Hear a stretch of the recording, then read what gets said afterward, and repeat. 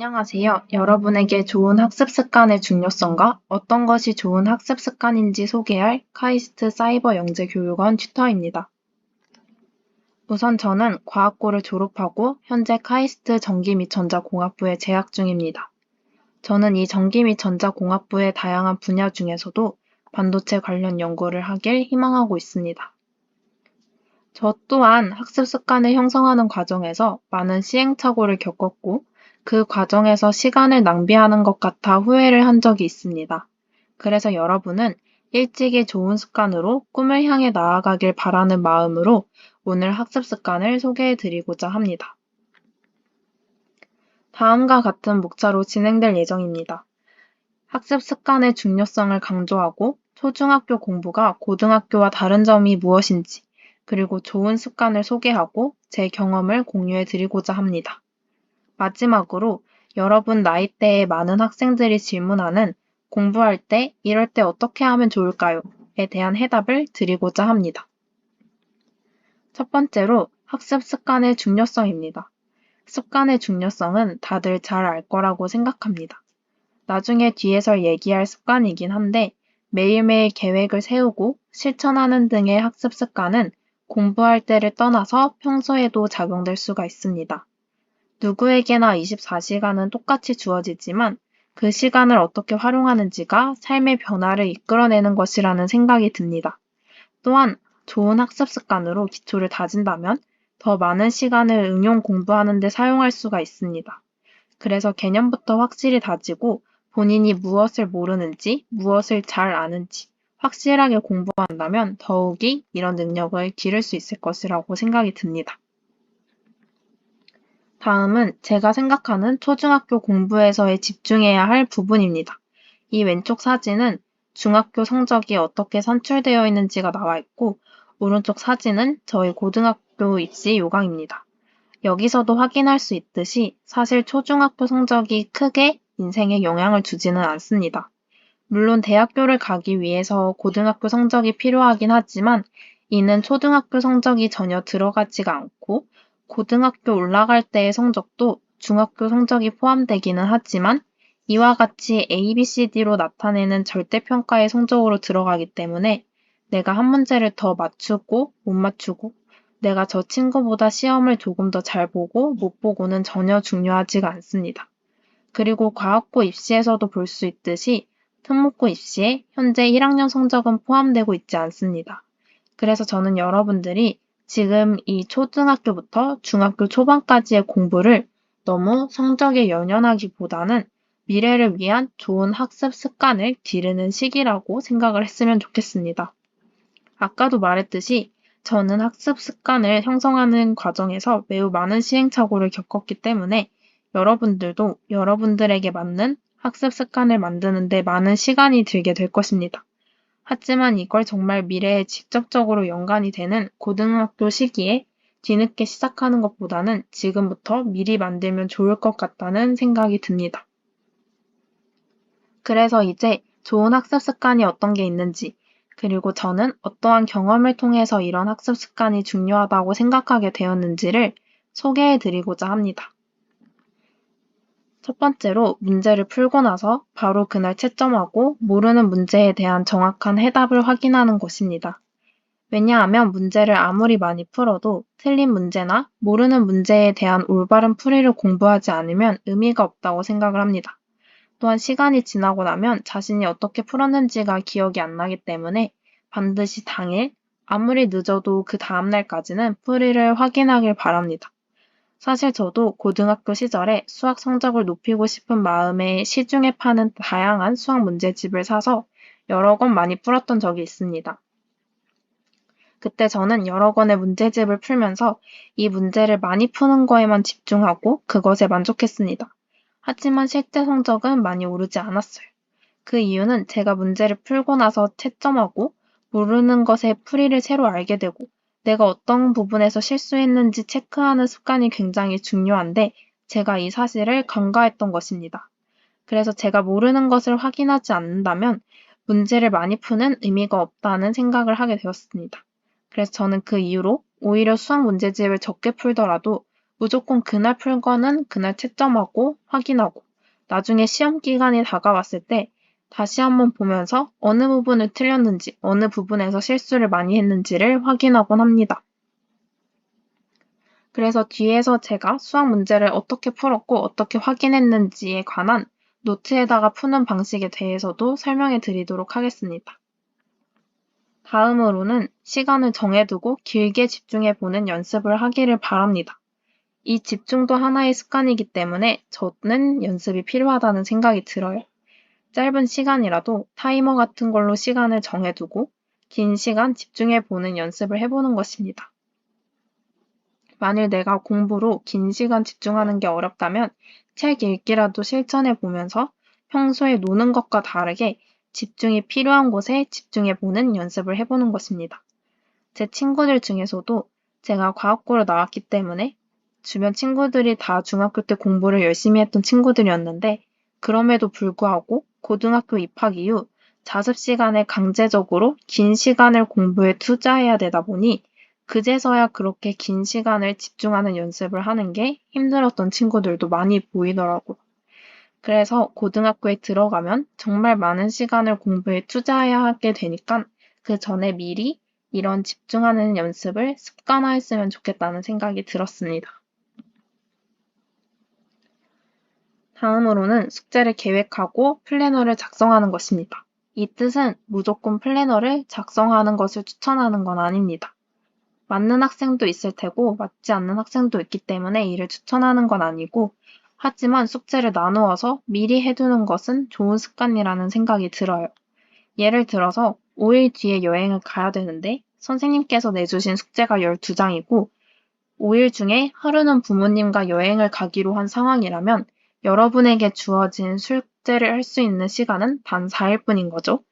그래서 이 12장의 숙제를 4일로 나누어서 하루에 3장씩 풀기를 계획하고 이거를 정말 실천해 나가는 습관. 저는 이것이 중요하다는 생각이 듭니다. 이러한 습관은 매일 같은 공부를 한다는 것 자체로도 좋은 습관으로 남을 수가 있고 미루지 않는 습관도 고등학교 생활을 위해서도 그리고 더 나아가 꿈을 위해 나아가는 어른, 그 어른 시기를 위해서도 매우 중요하다는 생각이 들어요. 이렇게 계속 미루는 게 초등학교 때부터 아예 습관이 되다 보면 나중에는 정말 고치기가 더 힘듭니다. 그래서 지금부터 이러한 좋은 습관을 가지고 있는다면 여러분들은 다른 친구들과 다르게 좋은 경쟁력 있는 습관을 가지는 거라고 생각하면 좋을 것 같아요. 다음으로는 응용하는 능력 기르기입니다. 응용하는 능력을 어떻게 기르는지 라는 생각이 들 수 있는데 저는 이러한 방법, 이러한 습관을 추천하고 있어요. 우선 수학 공부를 한 뒤에 문제 조건을 변형해서 새로운 문제를 만들고 이를 풀어본다든지 아니면 영어 단어를 외운 뒤에 이 단어가 포함되는 문장을 만들어 보거나 과학 현상을 배운 뒤 이러한 과학 현상이 실제에서 어떤 상황에, 실제에서 어떻게 사용되는지 또는 실제 상황이 닥쳤을 때 배웠던 과학 현상을 떠올려 보는 것입니다. 이렇게 직접 응용해 보는 것은 사고력 확장은 물론이고 그 개념을 완벽하게 내 것으로 이해하는 데도 많은 도움이 되어요. 그래서 학원이 끝나고 돌아오는 차 안에서 아니면 학원 쉬는 시간에 이렇게 짧게 시간이 남을 때 머릿속으로 상상해 보거나 아니면 노트에다가 정리해 보거나 하는 습관을 가지면 아주 도움될 것이라고 생각이 듭니다. 다음으로는 책 읽기를 추천해 드리고 싶습니다. 이 책 읽기에 대한 중요성은 어렸을 때부터 많이 들었을 것이라는 생각이 드는데 책을 읽는다는 것은 긴 글을 읽고 이해하는 연습이 될 수도 있고 긴 글을 읽는 동안 끊기지 않고 집중력을 유지하는 연습을 할 수도 있다는 의미를 가집니다. 또한 책을 읽다가 본인이 관심 있는 또는 본인이 이거에 대해서 더 연구하고 싶다 하는 꿈을 찾을 수도 있어요. 그리고 어휘력이나 문해력에도 많은 도움이 됩니다. 요즘은 책보다 훨씬 짧은 쇼폼 영상들이 많다 보니 이런 것들에 익숙해지는 시대가 된 것 같아요. 하지만 그럼에도 책을 적게라도 꾸준히 읽는 습관을 가지면 좋겠다는 생각이 들었습니다. 저 역시도 독서를 통해서 진로를 구체화해봤던 적이 있고 책을 많이 읽었던 학창시절과 지금을 비교해 본다면 그 시절이 집중력과 어휘력 모두 훨씬 좋았던 것 같습니다. 그래서 저도 요즘 지금 이런 쇼폼 영상에 많이 익숙해졌지만 다시 이런 독서에 익숙해지는 습관을 위해서 책 읽기를 습관화하기 위해 현재 노력 중입니다.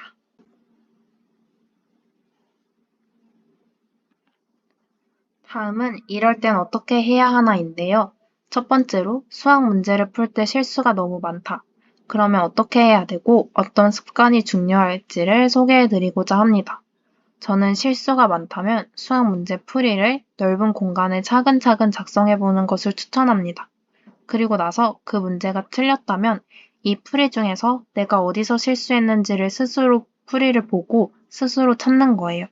그리고 나서 노트를 따로 만들어서 내가 자주 실수하는 유형, 자주 실수하는 부분을 정리해 둔다면 좋겠죠. 그리고 또 다른 방법으로는 다른 사람에게 채점을 부탁하고 틀린 개수만 알려달라고 하는 것입니다.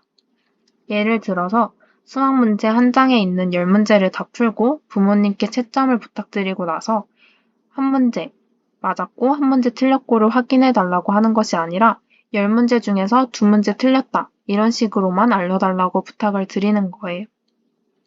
그러면 10문제 중에서도 2문제가 틀렸으니까 이 문제들을 다시 다 확인하게 되겠죠? 이렇게 문제를 다시 확인함으로써 더 꼼꼼하게 풀 수 있는 습관이 들게 됩니다. 그래서 저는 수학 문제를 풀 때 이렇게 두 부분으로 나뉘어져 있는 노트를 사서 왼쪽에는 문제를 풀고 오른쪽에는 그 문제가 만약 틀렸다면 그 문제를 다시 풀어보거나 몰랐다면 정확한 풀이를 옮겨 적는 용도로 활용을 했습니다. 만약에 내가 문제를 다 잘 풀었다면 왼쪽에만 풀이가 있고 오른쪽은 비어있는 그런 노트가 될 수 있겠죠. 그래서 이렇게 하게 된다면 문제를 풀 때 본인 풀이를 보고 어디서 실수했는지, 문제를 어디까지 풀었고 어떤 스킬이나 어떤 공식 활용을 몰랐는지 이것을 확인할 수 있게 되기 때문에 저는 이런 식으로 노트에 문제를 푸는 습관은 매우 좋다고 생각을 합니다. 또한 문제집 안에서 좁은 공간에 푸는 것보다는 넓은 공간에 차근차근 푸는 것이 실수할 수 있는 확률을 줄어들게 만들기도 합니다. 하지만 아까도 말했듯이 사람마다 본인에게 맞는 학습 습관이 다 다르기 때문에 본인이 이런 노트에 써보고 잘 맞는다면 이런 습관을 채택하고 이렇게 푸는 게 잘 맞지 않다 라는 생각이 든다면은 풀이를 잘 작성하는 거에만 집중하고 다른 방식으로 공부하는 것도 좋다는 생각이 듭니다. 다음으로는 평소 공부하기가 싫을 때 어떻게 해야 하는지입니다. 저는 이럴 때 일단 잠깐 쉬는 것도 나쁘지 않은 방법이라고 생각합니다. 머리를 식힐 수 있는 거라면 어떤 거를 하면서 쉬든 좋지만 한번 시작하면 잠재력을 잃기 쉬운 거는 피하는 게 좋을 것 같아요. 예를 들어서 한 판 하는데 30분 이상 걸리는 게임 같은 게 있을 수 있겠죠. 두 번째 방법으로는 아예 다른 과목을 공부하는 것입니다.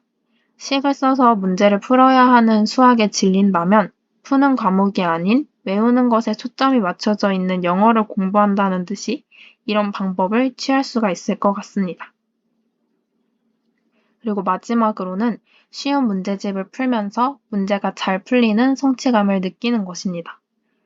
크게 깊게 고민하지 않아도 잘 풀리는 문제들을 풀다 보면 문제가 쉽게 풀릴 테고 그런 부분에서 오는 성취감, 즐거움이 다시 공부로 돌아갈 수 있게 해주는 원동력이 될 것입니다. 그래서 공부도 관성이기 때문에 이러한 관성을 잃지 않게 계속 공부를 할 수 있게 쉬는 것에 익숙해지지 않게 이런 습관을 가지면 좋을 것 같아요. 다음으로는 수학 문제를 너무 외워서 푸는 경우입니다. 저는 무조건 이렇게 수학 문제의 유형을 외워서 푸는 게 나쁘다라는 게 아니라 이러한 공식이나 문제 풀이를 외우기 전에 공식이 나오는 과정을 이해한다든지 문제를 풀 때 문제 단계 사이에 있는 유기적인 연결을 이해하려는 습관을 가져야 된다는 생각이 듭니다.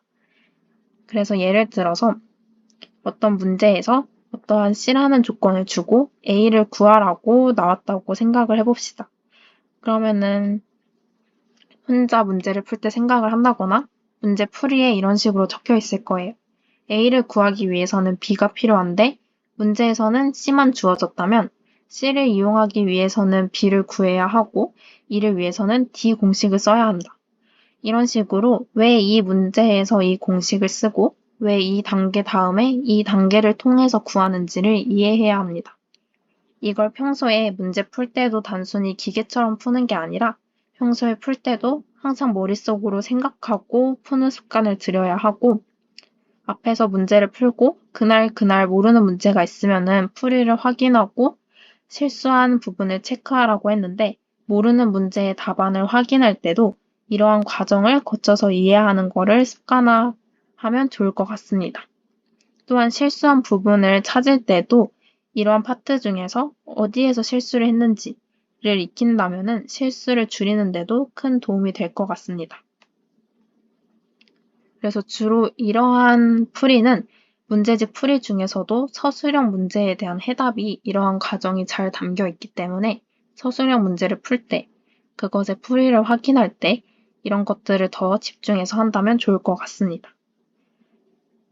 그래서 앞으로 모르는 문제에 대한 풀이를 볼 때 대강 보는 게 아니라 어떠한 단계를 왜 거쳤고 자세히 확인하고 스스로 복귀하는 습관을 가지면 좋을 것 같습니다.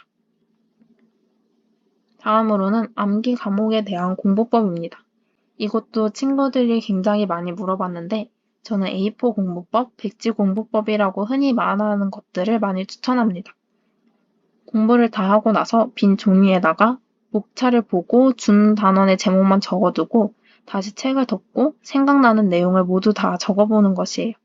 그리고 나서 다시 책을 펴고 내가 어느 부분을 잘못 썼는지 또한 잘못 외운 부분은 없는지 확인하는 겁니다. 이렇게 하면 본인이 부족하고 잘못 알고 있는 부분에 대해서 한번 확인을 해볼 수가 있습니다. 그리고 평소에 수업을 들을 때도 교과서 날개에 적혀 있는 부분이라든지 이런 식으로 선생님이 말씀해 주시는 것을 꼼꼼하게 듣고 필기하는 습관도 가지면 좋을 것 같다는 생각이 들고 이러한 공부법을 통해서 항상 본인이 잘 모르는 게 뭔지, 잘 알고 있는 건 뭔지, 잘못 알고 있는 건 뭔지 그것을 구분하고 파악하는 습관을 가지면 좋을 것 같다는 생각이 듭니다. 그래서 오늘은 좋은 습관이라는 것은 어떤 게 있는지, 왜 중요한지에 대해서 제가 지난 학창시절 동안 직접 느꼈던 점들을 바탕으로 여러분들에게 좋은 습관을 추천해 주었습니다. 아까 계속 말했듯이 사람마다 다 맞는 습관이 다르기 때문에 여러분도 남은 기간 동안 그리고 앞으로 다가올 학습 습관 챌린지 등을 통해서 여러 가지 습관을 시도해보고 그걸 본인 걸로 만드는 시간이 되었으면 좋겠습니다. 하나의 습관을 만들기 위해서는 66일의 시간이 필요하다는 얘기도 있어요. 그래서 여러분도 특정 습관을 정해보고 그걸 66일 동안 빠짐없이 실천해보고 스스로 피드백하는 시간을 가지면 정말 많은 도움이 될 것 같습니다. 오늘 제 발표를 들어주셔서 감사합니다.